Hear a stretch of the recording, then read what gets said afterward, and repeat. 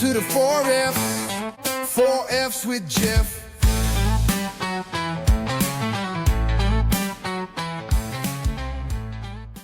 Welcome back to the 4Fs podcast. I'm your host, Jeff Clough, and today's guest is the one and only Professor Stacey Lee. By way of introductions, Professor Lee is currently a full-time professor of law, ethics, and health at the Johns Hopkins University Carey Business School, as well as an expert negotiator. In this episode, Stacey shares insights from the negotiation table, whether it's working with global partners, guiding teams through transformation, or advocating for values in environments that don't always reward them. We talk about the psychology of influence, the power of preparation, and why empathy isn't just a soft skill, it's a strategic advantage. This episode, and may I add, her new book, is for anyone who has ever had to navigate a tough conversation, lead through ambiguity, or maybe just stand firm in a point that may or may not have been a popular choice. If something about this episode resonated with you, leave a comment below, send an email, or leave a voicemail on the website, and you may just end up getting a copy of Stacey's new book. For everybody else, the links on where you can find Stacey on social media, as well as you can purchase her new book, are below. As always, if you find yourself with no more F's to give, I got you covered.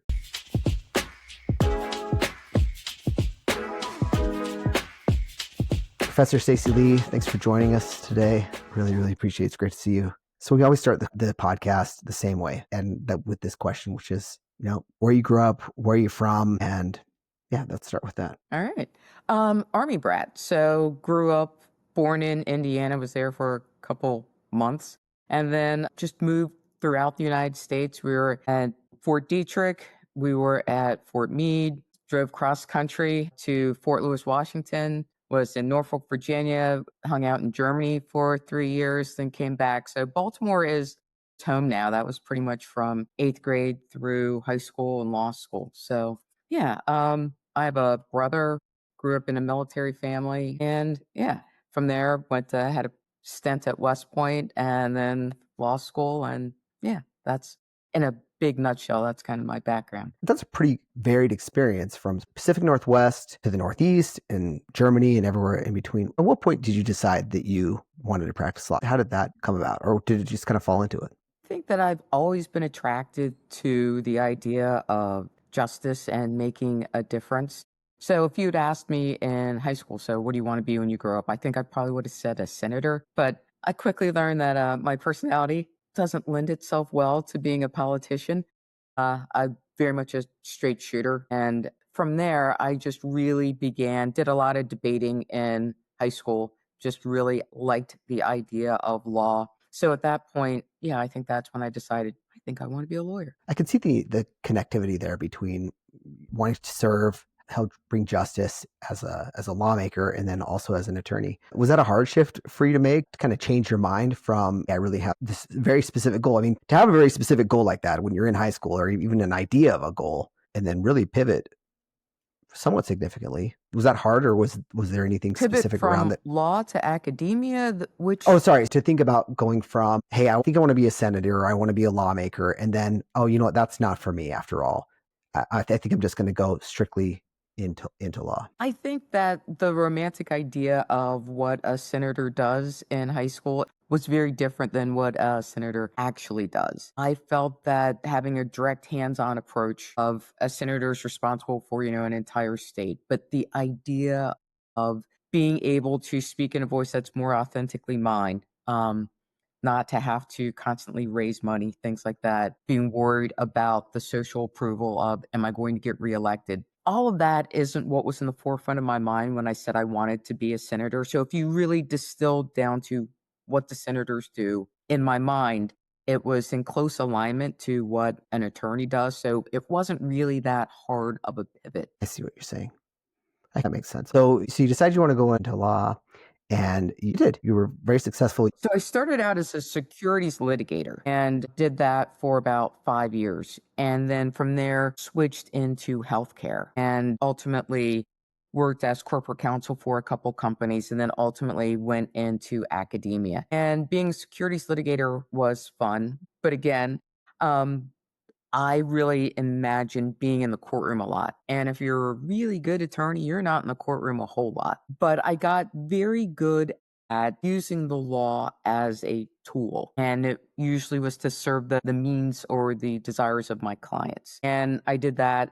And then when I pivoted to healthcare, it was interesting to, instead of arguing over where the comma is going to be in a deal, I was now helping to have a direct hands-on approach in litigating, someone's health benefits or access to care or to be made whole after something perhaps went wrong. And I found that a lot more fulfilling and more interesting. And then from there, went to academia. I'm starting to see a common thread here of this desire in you to really serve, to help people in a variety of different ways, wherever it can be. I like that. Before we move too far on this, something that I was reading about, obviously you're known now, I think, as an expert in negotiations. I was reading about some of your early work in preparation here, and I read that some of the work that you did involved some arbitration. To me, those are somewhat similar, but I'm not a negotiation expert. I was curious if there is any overlap, and if so, if you could kind of talk about the overlap or the Oh yeah, connectivity between. there's a lot of overlap in it. Actually, if you think of negotiation, I think of negotiation, arbitration, and litigation as all being somewhat interconnected. They're all forms of dispute resolutions. And what I've seen over the progression of my career is the most satisfying is negotiation. When you think about litigation, if I have a dispute with you, when we get to court, I'm not speaking to you. You are speaking to your attorney. I'm speaking to my attorney. The two attorneys are speaking to the jury. So that direct communication between, hey, Jeff, what happened? Explain it to me. Let's work this out. That conversation is facilitated by a number of intermediaries. In arbitration, what I liked about that and what made me get into that was it allowed us to remove some of the players. And in arbitration, you don't have a jury. You have an arbitrator who is helping two sides come to a conclusion. And that's a little more satisfying. What I like the best is negotiation. So now there's no judge, there's no jury, there's no lawyer, and I can have, with the proper tools, a direct conversation with you. What happened? You have a conversation with me. And through that exchange and that communication, the research says that the results are much more satisfying because I really, at the end of the day, want to hear from you, not from you through your attorney. And the result that we work out is what we've worked out, not what a judge or a jury says would be a just resolution for this. I like that approach too. I like how you said, I want to hear directly from you, not through someone else. I tend to agree with you, but let me put myself in the shoes of an attorney for a minute. Selfishly, I'm thinking, okay, if I'm an attorney and I'm working on this, I would think that I would want things to come through me, like that's going to drive my work, but you're taking a completely different approach. And I love that. I like to book in the process. So still an attorney.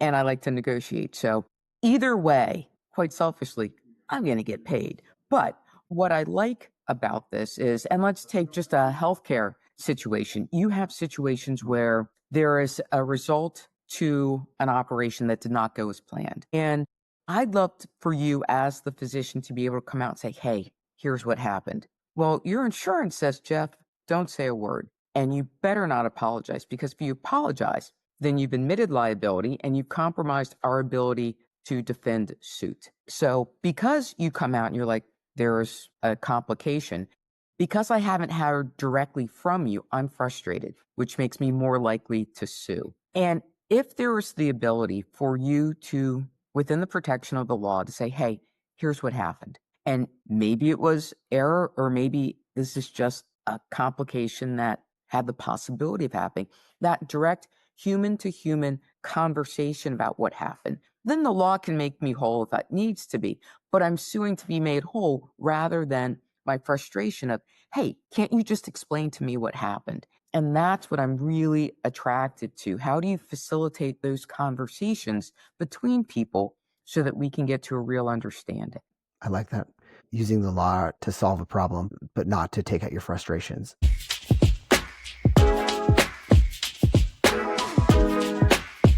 This focus on relationships, something else I read that you wrote was around essentially talking about negotiations and coming out of a negotiation stronger, two opposing parties coming out of a negotiation with a strengthened relationship. And I never thought about it. It really blew my mind, actually, because I always think about in negotiations as really essentially trying to minimize the damage that is going to happen within something that's somewhat strenuous. But to be able to see that from a different angle, to say, no, you don't just have to minimize the damage from it, but you can actually come out having completely different sides and also strengthen a relationship. Yeah, so here's the article you wrote. Negotiating across teams isn't just about what's said. It's about how relationships are built and how goals are aligned. And I think that that is so true, especially for a really successful relationship. Oftentimes in negotiation, you enter into a negotiation because you can achieve something through that conversation that you can't achieve on your own. So that's the fodder for me wanting to have a conversation with you. If during that process, you've allowed me to rent space in your brain and you have connected with me and you frame the issue in a way that resonates with me and I frame the issue in a way that resonates with you, through that conversation, our relationship is strengthened. We have a fuller understanding of whatever we were talking about than when we initially came in. And as a result of that, I think that the result that or the agreement that we come up with at the end, because we've both had a little give and take, we've imagined more possibilities, really successful negotiations. At the end of the day, we have a better understanding of each other, more or a fuller understanding of the issue, and hopefully an agreement that will stand the test of time. So all negotiations should come up with doable and durable agreements. So what do you do if you're operating from a perspective, you're negotiating, this is my goal, what you just described. Like, I'm going to give a little, I'm going to take a little, and I'm going to ultimately try to understand better. What do you do if the person on the other side of the table isn't operating with such a lens? Sometimes you negotiate with just jerks, and that's why I'm still an attorney. I'd love to say that every situation is negotiable. There are some times when they aren't. However, I think a lot more situations are negotiable than what we allow for. So a couple things that I'm going to start out with is oftentimes when we enter a conversation, we are in verbal vomit mode, which is, let me tell you how right I am. And rather than listening to you, I'm just going to tell you, this is what I want, this is why you should give it to me, and this is why I deserve it. When you go into a negotiation, you know the most about yourself. So when I go into a negotiation, I want to hear from you. Hey, Jeff, what's on your mind? Why is this important to you? And once you have felt heard and understood, that opens the doorway for us to begin to then have a negotiation. But until you get off your chest, if it's frustration, if it's, hey, I'm in message delivery mode, I want to receive what you have to say, because until you have that, we're not going to be able to have a conversation. So that's the first step. And usually after that, there's a little more air in the room. You feel less defensive because you've felt heard. I see a lot of agreement here. You want X and I want that too. And let's see how together we can do that. Now, there are times when that doesn't work. And in situations like that, it is easier to control a process than a person. So if for whatever reason I'm not getting through to you, who within your orbit do you respect? Who are you likely to listen to? Could they intercede on my behalf? Because it could be that I have a cure for cancer, but if it's coming out of my mouth, you don't want to hear it. But you know what? You really like Tim over there. So I really encourage people to approach negotiations expansively, allow the other person the opportunity to feel heard and understood, which will lower their defensiveness. Then and only then do you begin trying to craft a solution that works for the both of you.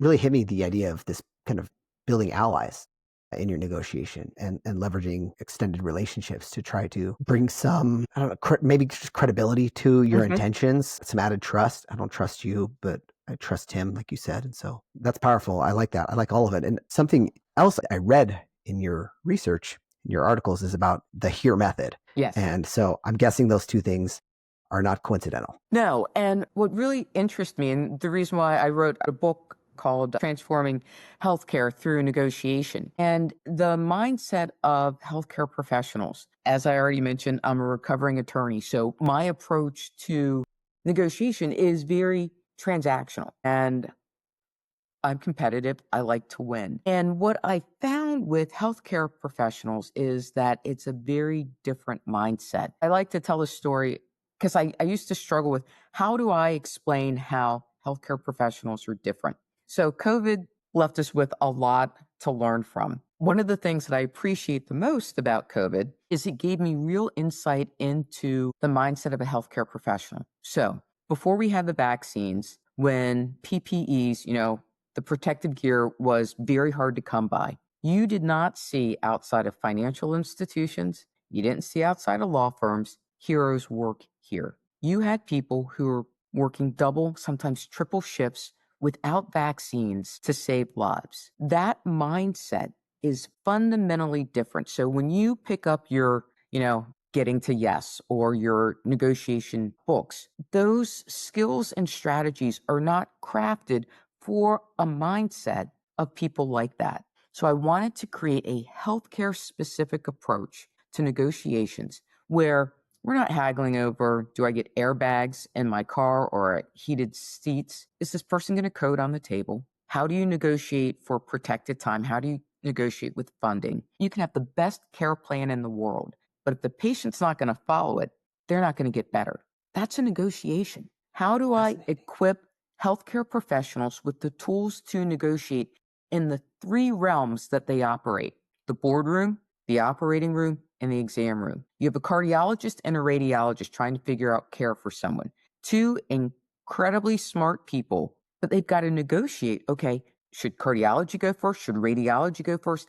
That is, at its most fundamental level, a negotiation. So I really wanted to build an approach around the unique aspects of healthcare to give these professionals the tools that they need to be even better at their jobs. Thank you for giving the background on that. So there are plenty of careers out there like healthcare where people are doing a job and they're not necessarily trained in negotiation. Something I've learned from reading your work is that there's a lot in life that's negotiation and a lot of people aren't trained on it. I'm still going to read the book because I think that there's probably things in there that I can pick up from that would still apply. Is that true? So yes, the approach applies anywhere because the majority of my familiarity is within the healthcare arena. That's why I tailored it to healthcare professionals, but the approaches can apply universally. That makes sense to me. Something else that I was reading about with your approach is that it was actually in a recent LinkedIn post you wrote, "We don't avoid negotiations because we're weak. We avoid them because we're human." And that hit me. No one likes to have hard conversations, even though the best things are on the other side of hard conversations. We're all still human in healthcare otherwise. So I was just curious to get into your mind for a minute on that as we think about those negotiations. Like, what do you think it is that, obviously, like you said, we're human, but if we still want to achieve the results of those hard conversations, how do we mentally or otherwise get ready for those and be prepared to have them more often and better in our lives? I mean, conflict is scary. And I think in recent times, we've become more polarized. Our ability to listen to the other side, of entering into conversations, it's messy. I'd prefer not to. And as we become more online, what we find is that people behind their laptops can be very aggressive, very opinionated. But when it gets to having face to face conversations, a lot of the skill and a lot of the comfort is missing. So I guess what I like people to come away with is we negotiate all the time. I want to raise your level of awareness of what things are negotiable and do it mindfully instead of reflexively. The bottom line is we're pulled into negotiations all the time, and you can get through life without knowing calculus. Trust me, you can. You can get through life without being great at like organic chemistry. You negotiate every day. From the moment that you wake up, did you hit the snooze alarm? If so, that was a negotiation with yourself. Am I going to get up? Am I going to trade comfort for productivity? So we negotiate all the time. So if you are just mindful of that, it's inescapable. You do it all the time.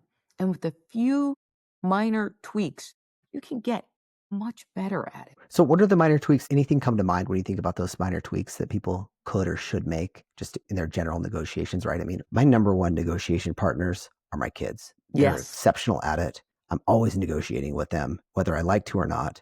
Yes.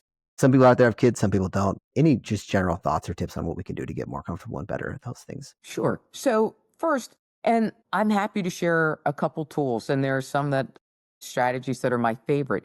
But the first thing I want you to do is before you even begin, because I just think having big buckets to put things in might be a little bit easier. Before I enter into any situation, when I think of what negotiation strategy am I going to use, I ask myself 3 questions. How important is the outcome? What are my long-term goals? And how important is the relationship? If I'm negotiating for a car, I want the best car for the cheapest price. So the outcome is the most important. And I'm going to go into that a little more transactional. I don't care if I get a Christmas card from the car dealership in December. I want the cheapest price. You mentioned your kids. In that situation, the relationship's probably the most important. There are times when, because I'm mom, and I will play this card if necessary, but generally speaking, I can win on authority or power, but that relational aspect is very important. When I joined Hopkins, I wanted to become a full professor. So my long-term goal helped dictate which strategies. So first, ask yourself those 3 questions. Then prepare. Most people do not prepare for a negotiation. What's important to you? What do you want to get out of this? What do you think they want to get out of it? What don't you know about them? Ask questions. And then little things. When I negotiate with someone, I never sit directly across from them at the table. You sit directly across from your opponent in tennis or in chess. When you sit directly across from someone, it increases the ability for it to be confrontational. In addition, especially if there's a power differential, when I negotiate, I always make sure that there is a piece of paper on the table between us. And as you make an offer, I'm going to write down, so you've offered me $30,000. I'm going to write that down on the piece of paper. Now, should I get annoyed or anxious or heated during the negotiation, if you're seated directly across from someone, you're like, you are the problem, that really ups the level of confrontation. If, however, I point, this doesn't make sense, and I'm pointing to the piece of paper, that piece of paper can absorb any emotion without it being personal. And sometimes people say things, and especially if there's a power differential, they may forget. You said 30,000. Jeff's like, no, I didn't. But no, you really did. Wow, did I write it down wrong? Because it helps people retain their memory. And you can then point to the piece of paper. I gave here, I gave here, I gave here. So preparing, not sitting directly across from people, those are just small things that can help people become more comfortable and negotiate in low stake situations. You know, when you go into Home Depot or the maitre d's wants to sit you there. Actually, can I sit over there? That's a negotiation. The more often you do it, the more comfortable you become with it. I like this idea of negotiating in low stakes situations and seeking them out, because one of the questions that I had as you started talking this was, well, how do you prepare for a situation that you don't know is going to arise yet? What I inferred from what you said is that you can prepare for those situations that you don't know are going to arise by actually seeking them out. If you seek out opportunities like the negotiation at Home Depot or, sitting at a restaurant or whatever else, then you're just going to build that kind of muscle memory. And then over time, someone else brings out to you and it's not something that you initiated, then you'll be ready for it. You'll know what to do. That's cool. I like that. As we're sitting here talking directly right between each other, I do have a paper in front of us, but so much of our world is digital now. Yes. And virtual, I should say. Do you have any tips for how we could do that as we do in this case? I'm thinking, well, maybe, if I was going to do this and you and I were negotiating, when I move my camera to the side a little bit so I'm not right in my face, I'd sit a bit off to the side. I'd have a whiteboard up. And whereas I have that piece of paper, I'd be writing things on the whiteboard so you see it and I see it. I also would think expansively. Are there touch points that I can have with you before the negotiation? What people never do anymore is I might try and have a phone conversation with you first. Is there information that I might want to send you an agenda? And what I love about the agenda is if I send you an email of the agenda, I don't consider this shady, but by sending the agenda, I'm going to frame the issues in a way that appeal to me. And I might couch it with, hey, Jeff, I know you're really busy. So I took the liberty of just kind of sending you an agenda of the issues that we're going to talk about. The framing of the issue then becomes the starting point for our conversation. Like it or not, the way that they are framed in that agenda then kind of sets the tone. So I like to do those things ahead of time. And then, try and have a touch point before. Little things, make sure you take up your box, like in your little Zoom square. Engage in small talk. The research shows that, and this is just a gender thing, if men start negotiations with a little bit of small talk, whether it be sports or talking about kids or whatever. They are perceived as more trustworthy and more open, and they have a tendency to reap bigger gains in the negotiation. When women do it, it's just expected, so that it doesn't help you that much. Unfortunate about the double standard there. Yeah, it is what it is. I like how you're saying that the idea of having the physical whiteboard next to you too, by the way. I think it just makes it a little more personal and you can read to it. The easy thing is like, a second screen and a virtual whiteboard, but having that physical whiteboard, I like that. Or the virtual whiteboard, either one. Yeah. And then the idea of sending the agenda ahead of time, as you're talking about that, I was also thinking, in addition to framing the conversation the way that you want it, it seems like that would be another way to get a piece of information and also, frankly, allow the other person a chance to hear what they want to say. My mind's all over the place. Anyone who's ever listened to my podcast has heard my brain jumps around a lot. So sometimes it helps me to be able to think through, this is what you want to talk about. How do I feel about these specific items? What are the points that I want to have, and be a little more prepared? So I think that has a real win-win effect to it. I mean, yes. I really like that approach. That's cool. Speaking of jumping around, since grad school, I haven't read a lot of books on negotiation, but one I read recently that's been really popular on social media is The Black Swan Style of Negotiating from Chris Voss. You're a great negotiator and you have good principles, and that book is pretty successful and has good principles in it. But I'm just curious if you have any thoughts generally on the style of negotiation. Yeah, he's a master negotiator, and I think he draws very heavily from his background, and you can see that in the strategies and approaches that he recommends. So what I like about negotiations, his book and other books, is I consider them to be a toolbox. And there are several things in there that get them, practice them. There may be things that, this doesn't resonate with me, so I don't know that I would pick up that approach. Okay. But the nice thing about it is, what do you do when these approaches are used against you? The real value in negotiation to me is there is something for everyone. Whether the strategy or approach is something that you would use or not, if it's used against you, how do you pivot the conversation? How do you turn the conversation? It has to come from the page to your brain, but you've got to practice it. So finding low stakes situations to practice those skills, I think, are invaluable. And I love the idea that he's really brought negotiations more out into the forefront. And for the longest time, like Getting to Yes was the negotiation book. I really like his approach. And I think that it's obviously very successful. And you can take the strategies and approaches and implement them very easily. Have you messed around with any of the AI personality tools? Like I was using one the other day. There's a mock interview with an AI tool. Have you tried any of those with negotiation? I mean, it would be great if there was Stacey Lee GPT, right? Where you could counter negotiate with your personality. Yeah, I'm just curious what your experience has been. I have. And actually in my class, I have students do an AI negotiation. And because when we get to issues of gender and culture in a classroom setting, it is very hard to create a space where people feel comfortable negotiating that. So I created a simulation and really gave the AI some very unique views on things so that people would feel comfortable in having those hard conversations. And yeah, I think that it's an excellent skill. What is difficult with negotiations is when I negotiate with people, I look for the disconnect between what's coming out of your mouth and your body language. And in negotiating with AI, you don't get that feedback in terms of your just words. So it's very good for practicing skills. But again, the disconnect of, I know I'm not negotiating against a real person, makes it a little different. So excellent in terms of getting kind of your feet wet. But again, you've got to really still pay attention to, even online, I'm watching your face, I'm watching your body language. And that's a key part of negotiation. That's hard though. I mean, it is hard to get used to where you're trying to hear the words, really understand them, and then also get comfortable enough where you can let your mind pick up those other social cues as well. It's exhausting to do it well. Yes. I bet.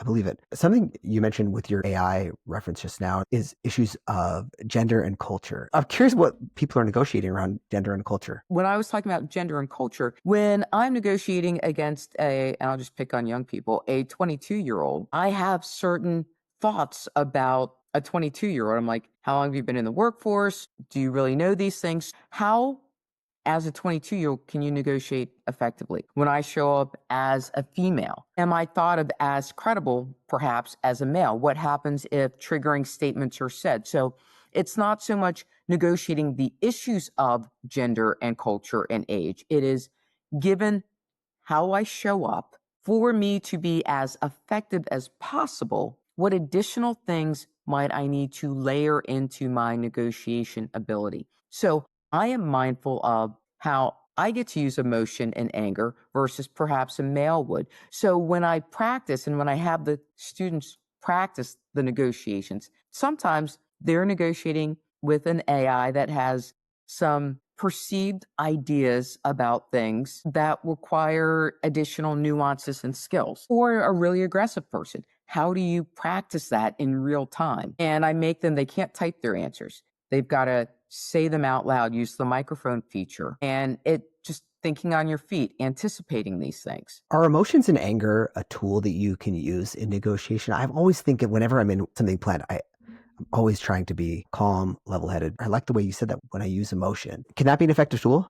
Oh, absolutely. The thing is, though, if I'm going to use anger or I'm going to use an emotion, I'm planning on using it. So I don't use it spontaneously, but there are times when showing anger, or especially in healthcare, because there is commonality among quality of care, patient safety, those are safe things that I can speak more passionately about or that I can be angry about. The safety measure wasn't met because there's universal acceptance within healthcare that patient safety comes first. I get to be angry about that. So, same with threats. Sometimes to get someone to the table, you have to play hardball.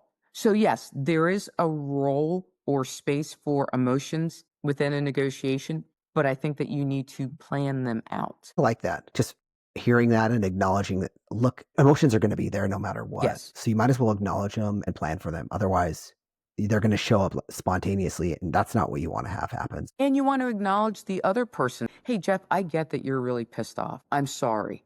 But acknowledging the other person's emotion, we have twins. And when they were really young, there was a book called Caveman in the Crib. And before kids can speak, how do you communicate? So there was one night in particular, both of them, they're like a year old, they're grabbing the pack and play, yelling at the top of their lungs. And you can go in there and you can, in a very calm way, okay, I'm going to get you food or change you or whatever. On a human level, we want to feel heard and understood. So match the intensity. So I was like, I get that you guys are really upset. Now, they could not understand the words coming out of my mouth, but by mirroring not the volume, but the intensity, they're like, yeah, she gets it. She understands me. Because until we feel understood, we're going to repeat, typically with increasing volume, what's gotten us wound up. So, hey, I get that. So when I'm speaking to someone, if they come in and they're like, I am so pissed off. Hey, I get that you are really annoyed.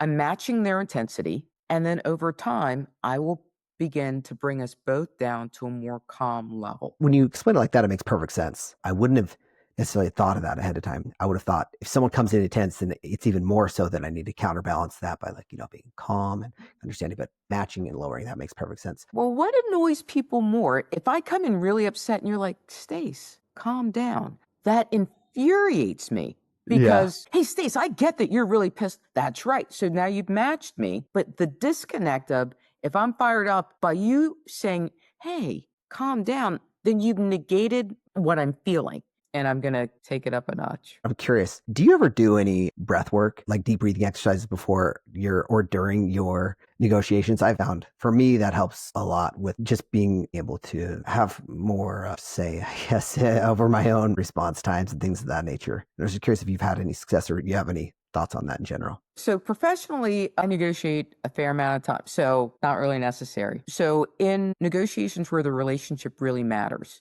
it has required some breath work of just, I'm going to calm, I'm going to center myself. So yes, I do breath work because I really like to prepare for negotiations. It's very seldom that going into a negotiation, professionally speaking, that is necessary for me. However, the reason why I don't have to do that so much is I don't have a problem pausing a negotiation. What really I find curious is during a negotiation, you will learn new information that you're like, wow, I didn't anticipate that. Or things get really heated and people stay at the table. Don't do that. Wow, that's really interesting. I need to take a break for a second. Then I leave that's when I do my breath work of like, that guy really annoyed me. Or where did that come from? It is very seldom that you're negotiating with a gun to your head.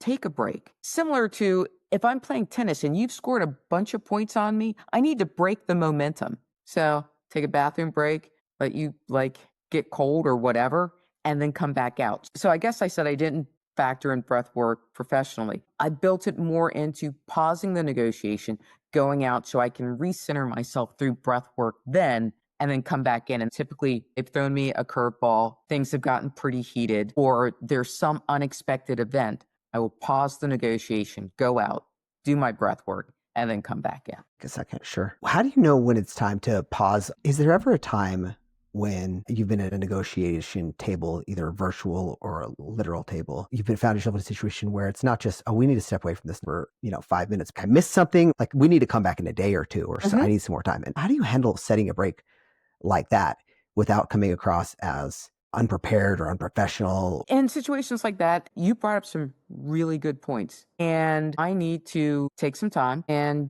I'd like to reschedule this. And then I will reiterate the goal that we both want. And for us to meet that goal, I'd like to pause the conversation here and I'll follow up with you in a day or whatever. But I'm pretty transparent about we need to pause this for right now because either what you said is not in alignment with what you'd said earlier or there's additional facts. I think for me, after a while, there just comes a confidence. I don't have a problem saying, dude, that was unexpected. We're going to pause here. Because negotiations are easy to stop and restart. Bad deals are expensive to get out of. And that is always my mindset.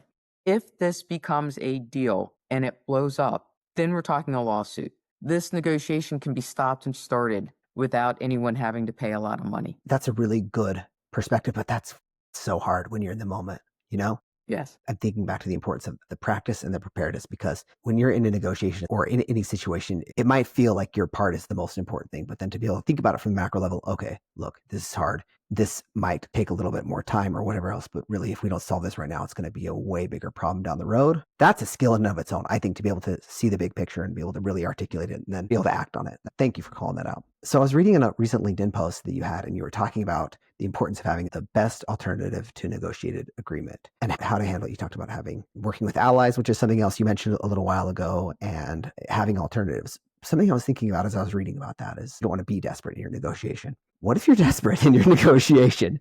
If you're like, I got to do this, it's sink or swim. And you use the example of, I need this job. Like, how do you work through that? Yeah. So your BATNA is always your plan B. And sometimes you don't have a plan B. So in situations like that, how can you show up at the table? And what I like about a plan B is the stronger your plan B is, the more confidence you have on the table. If you have two job offers and you can pit them both against each other, then that's pretty attractive. If you've been unemployed for 3 years and you finally got a job offer and, they're offering you $10 an hour and you're not in a position to say no, what do you do? So in situations like that, you've got to be realistic. If you don't have a more attractive plan B, then you're going to accept it. And in that situation, then I'm negotiating for in the future what is possible. So $10 an hour. Okay, I'm excited about this position. I think the true value of what I'm going to bring to the company is really $15 an hour. I'd love to talk about what milestones can I achieve so that we can re-examine my salary in 6 months. And people are less resistant to commitments in the future. So sometimes either you have no plan B. I wanted to work at Hopkins. I did. And I could have stayed where I was, which is fine, but I stalked them. So to me, my plan B was not attractive because I wanted this job so much. And in terms of my negotiating, that was probably the worst negotiation I ever did. Because basically, whatever they were offering, I was going to say yes to. And I did. And then as soon as I said yes, then I began negotiating, okay, in the future, this is what I want. And it took longer. I wanted the job that badly. So accept the job and then begin negotiating for something in the future. Obviously, it worked out okay for you. If you had to do that negotiation again, would you still do it the same way? Knowing what I know now, I would absolutely do it differently. And what's interesting is I wanted the job so badly that it never really occurred to me to think of how interested are they in me? And it was only when I learned later they were pretty interested in me, but I never leveraged that. I was just so excited about the possibility. So, what is their plan B? And can you make it less attractive to them? So, I might not have a plan B that's attractive.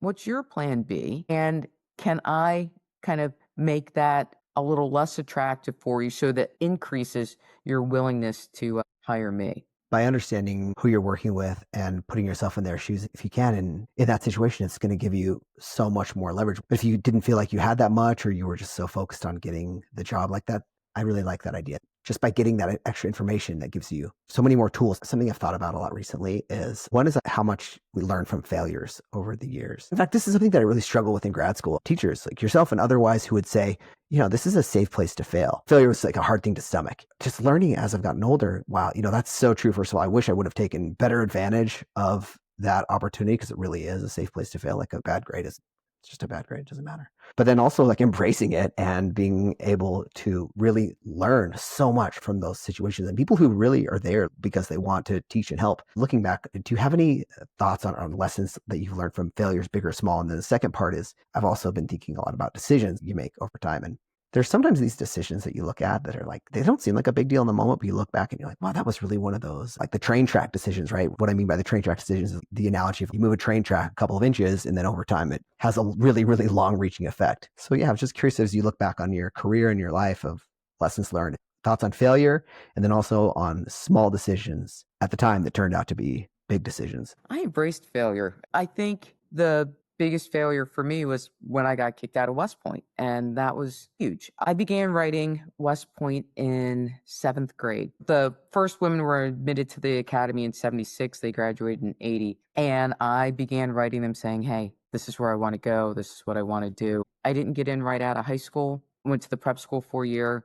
Didn't get in after that. Went to Loyola for a year. So it took me a while to get in. And once I was there, ended up right before my junior year of being separated from the academy. And that had been my entire orientation. And that was huge for me. While that was incredibly painful, what it taught me was the resilience of, okay, what am I going to do next? And what I learned from the ability to, okay, that did not work out, something that you'd been focused on for about 7 years. What am I going to do next? Do I trust myself enough to double down, to figure it out, more so than any accomplishment that I've gotten? Got a Fulbright, became full professor, all those things. None of those things taught me or provided me with the tools that the West Point experience did. Your second question of the decision, there was an ad in the Daily Record about 20 years ago for an adjunct professor at Loyola College. And I was like, oh, that sounds kind of cool. When I walked into the classroom, for me, all the bells and whistles that I thought I'd feel as a litigator or practicing an attorney, when I walked into the classroom, I felt it for the first time. I've never walked into a classroom without that feeling. So it didn't seem like a big deal answering the ad, but it ended up being fundamental in the career that I later craft. Did you realize it at the moment when you first walked into the classroom? You knew it immediately. You're like, this is where I need to be. Yeah, I was like, wow, That's so cool. this is what I've been looking for. So That's yeah. special. That's really cool. That's really cool. On the failure point, something that I was thinking about while you were talking about this, it's interesting how there's this experience where you're like, I separated from the academy and that felt like a big failure. But also, it's an exceptional accomplishment to get in. You were there. You were successful in applying. You worked hard for a goal and worked through that. I just thought that was interesting to hear. There's this really, really giant goal and this giant accomplishment that you made. You worked for several years on it, prepared for so long. And you achieved this goal of getting in, and then at some point that goal changed and you moved on. Do those two things, do they go together at all? Does one cancel out the other one? I'm just interested to hear your thoughts. That's a really interesting question. It's only been, 30 years past the event. For the longest time, the getting in just evaporated. The way that I had framed it in my mind was, if it had been so important to you, why couldn't you stay? Why did you decide to blow post, get drunk, get 100 hours on the area, and do a series of really irresponsible things? I guess I'm proud that I got in.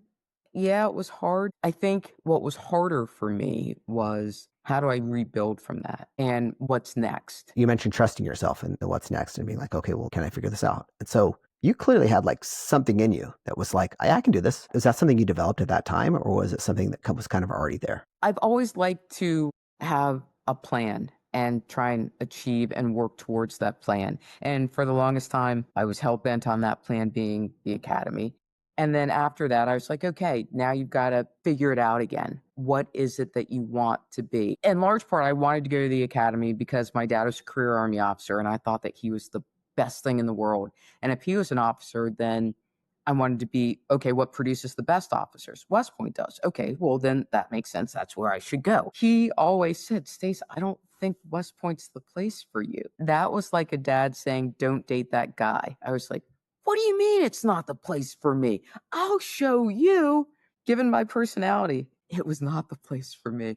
But I did find a fit for my personality, what I do well. And I've been able to do that luckily in teaching, and that's something I love. I'm really glad that you did. Weird how we end up in places that we end up, but I mean, you've had a really big impact and are continuing to do so. So I was reading a write-up on your Substack recently about a time you're faced with a large medical issue, and I can link to that below so people can check it out. But it was about your mother's stay in the ICU, and it was what she taught you, and you wrote how there were all these problems that you were facing, and that also not just you, but like you were watching the clinicians and the other providers around facing. And then you said these problems that they were facing, they were in reality simple negotiation problems that could be solved. I was just wondering if you could share your perspective as a consumer, just how that impacted you as a consumer. It was really interesting for me to see within the healthcare complex how many conversations miss each other or go awry. In the classroom, I'm within my realm. This is what I do. But in the ICU, I'm not a doctor. I can't provide the care. Being a lawyer doesn't help me. I was just a daughter. There's so much going on. From my perspective, it required asking a lot of questions. I found that they're like, oh, well, we're just going to do this. I was like, well, okay, let's slow down. And I'd like for you to really explain to me what you're doing. Why is this necessary? And the importance of being a skilled advocate for your loved one. If there are things you don't understand, asking them to understand. There's a wealth of information online. They're saying stuff and I'm Googling it left and right to try and understand what's going on. And it was just very interesting to me. I think that technology and the information out there has done a great job in helping to close some of the gaps between a consumer and providers. And I really encourage people to be skilled and knowledgeable when they either take their loved one or when they go to the hospital for care. In that moment, you were saying, I'm a daughter, and everyone can relate to that. Either you're being a son or a daughter, taking care of a loved one, but also your skills that you've practiced in being able to advocate and ask. And does that kind of line up with what we were talking about earlier with like the Home Depot example? Effectively search out those opportunities to ask more information, to get a little uncomfortable when you can control the environment a little bit, so that then when you're in a situation like that you really need it, that you have that muscle memory. And very much view it as it is a dialogue. It is a two-way conversation. It is not just the attending or the resident telling you what's going on. It's a conversation. What does this mean? What are you doing? What comes next? What should I look for? And being comfortable enough pushing back a little. It's hard obviously in that situation, but I totally agree. I just really encourage people to think of negotiation as it's an unavoidable encounter, and it's something that everyone can get better at. I really think of just the power of your voice, being able to frame what you want, to ask for it, and to prepare for these tough conversations, because the conversations are going to happen regardless. Go into them mindfully and as an active, present participant where you're asking the questions. I think that they're easy tools to implement that can give you more just skill in those conversations. You're spot on. They're going to happen. You might as well be prepared and make the best out of them that you can. Be as prepared as you can. That's awesome. Thank you. Stacey, thank you so much for your time. I really, Jeff, really you're so enjoyed welcome. this. This is great. Welcome to the 4F, 4Fs with Jeff.